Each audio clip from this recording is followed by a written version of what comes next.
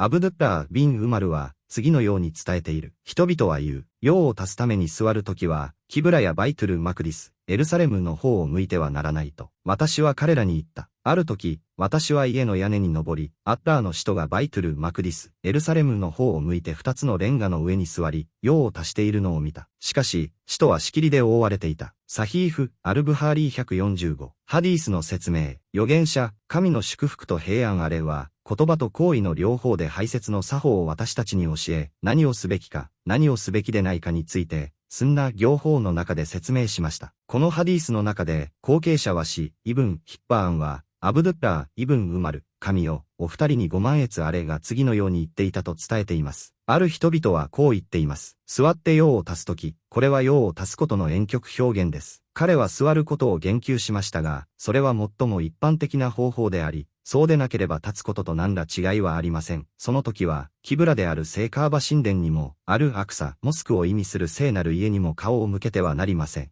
彼は具体的にこう述べました。エルサレムは、スリムにとって最初のキブラであったからです。そして彼が指していた人々とは、砂漠や建物の間では、必要に応じてキブラに顔を向けたり背を向けたりすることは一般的に禁じられているという人々のことであり、彼らはアブー・アイユーブ・アンサリ、アブー・フライラ、マキール・アル・アサディといった人々です。神よ、お二人に5万越あれ。するとアブドゥッラー・イブン・ウマルは、神が二人に満足されますようにという伝承では、ある日、家の屋上に登ったと語っており、二人のサヒーフの伝承では、ハフサの家、つまり彼の妹で預言者、彼に神の祝福と平安あれの妻に登ったと述べている。ムスリムの伝承では、彼は神の使徒、彼に神の祝福と平安あれにあったと述べている。預言者、彼に神の祝福と平安あれは、二つのレンガの上に座っていた。レンガとは粘土で作られ、建設に使われる長方形または正方形の形である。彼が用を足していたとき、エルサレムの方を向いていた。アルブハーリーの伝承では、シリアの方を向き、カーバ神殿から背を向けたとある。彼は自分の体の外側を見たが、局部など、見てはいけないものは見ていなかった。彼は上半身と預言者、彼に神の祝福と平安あれから突き出ているもの以外何も見ていなかった。次のように言われている。イブン・ウマルは、そのような状況で預言者、彼に神の祝福と平安あれを見るつもりはなく、アルブハーリーの伝承にあるように、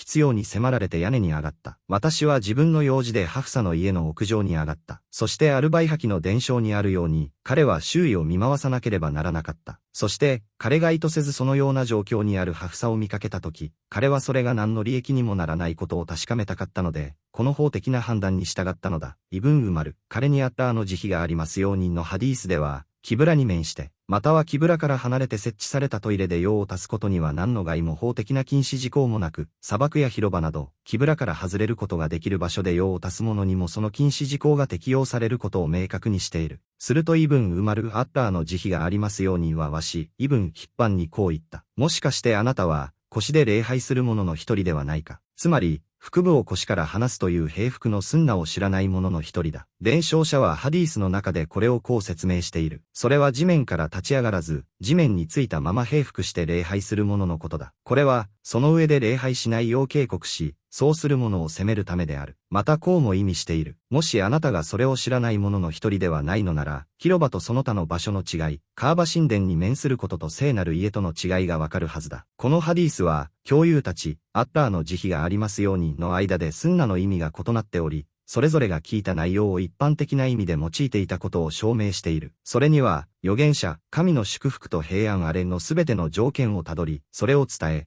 それらはすべて法的な判決であることが含まれます。